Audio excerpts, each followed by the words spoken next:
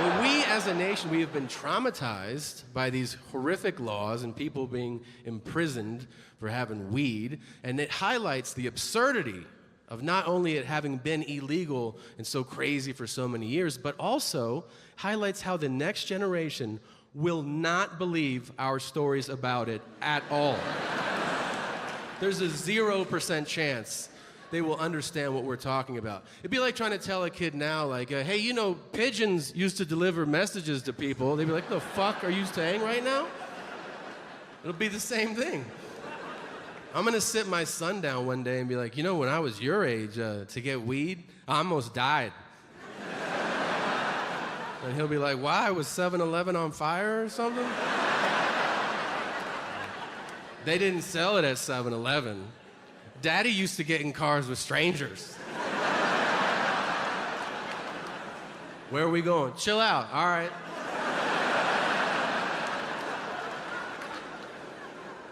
And 3-hour round trips to buy weed.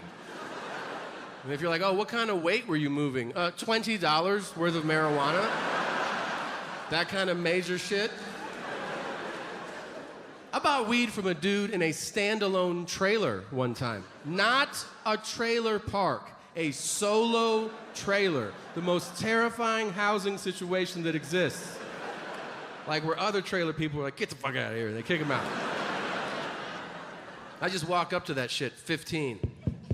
And this dude's like, you trying to get a sack? I was like, oh shit, yeah. He goes, we could go do that. And I was like, all right, cool. And he goes, we just need to go get it. I was like, you don't fucking have it?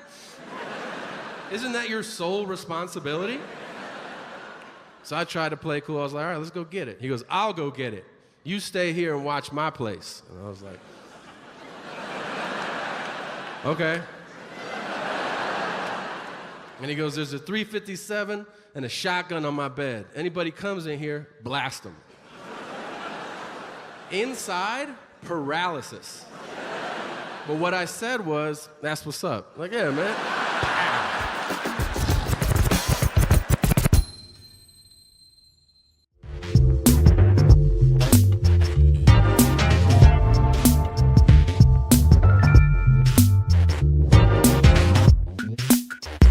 I did the same thing with pornography. And let me tell you, before you jump at me like, why would you do that? You just watch it in your dorm room online. Well, the story takes place in 1997. And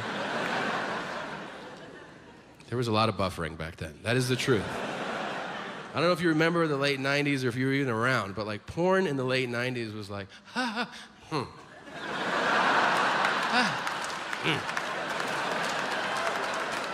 Who am I kidding? I use my right hand, so, Now, keep in mind, I'm not buying porn for a couple buddies. It is for an entire building of 18-year-old freshman dudes in college. You can't wrap your head around how massive and specific these orders were.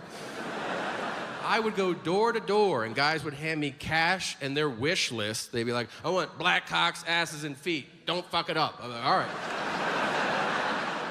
Do you know what kind of a psychopath I looked like? Walking through a porn store with a grocery list, like... Mom said not to forget. So one day, I am buying outrageous amounts of porn. And the owner of the store comes up to me. He goes, you should go to this other store. And I'm like, that is a weird thing to tell your best customer, man. So I go, why? He just goes, I just think you'll like it. And so I go, okay. I go. He sends me to, I don't know if you've ever been to a cement block building with no sign or address. The kind of building that's like, I don't know, you fucking guess what's in here. Like that? Well, I walk in and I see a man wearing overalls and no t-shirt, which I think we all know is the international uniform for the last guy you'll ever see. Now, this guy is behind the counter. He looks up and sees me, and the first words out of his mouth are, piss fetish? And I go, what? No. And he goes, oh, I got a full bladder. don't want to waste it. And I go, what the fuck? I said, is that what you do around here? And he goes, among other things. And I said, well then, show me around. Like, let me see what else you have, you know? I don't want to be closed-minded. So we go through the store. He shows me movies and toys. He goes, we got a booth. You can put in a quarter. And I go, yeah, I got it. He goes, but this here's our VIP. And you'll notice there's a hole in the wall. And if you're standing in there, someone might stick their finger through that hole. And they'll go, just like this. And if you want to, you stick your prick in that hole and someone will suck it on the other side.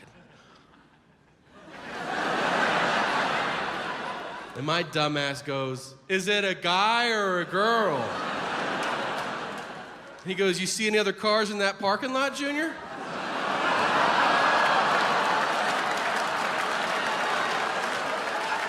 I walk off set and I notice there's a bar across the street. When I was a freshman in college, I looked like this. I looked 47 years old. It was alarming to other students. They would see me walking through the doors and they'd be like, are you a fucking administrator here or something? I'd be like, I'm a freshman, I'm 18. And they're like, you're a narc, that's what you are. This is my birth face, man. I'm 41 Jump Street, so. With this face came great responsibility. I bought alcohol for our entire dorm. I don't mean 3 or 4, everybody. It wasn't even a challenge. I looked so old that when I walked into liquor stores, they'd be like, hello, sir, how's the stock market today? Shit like that. I bought booze to everybody. Everybody got booze.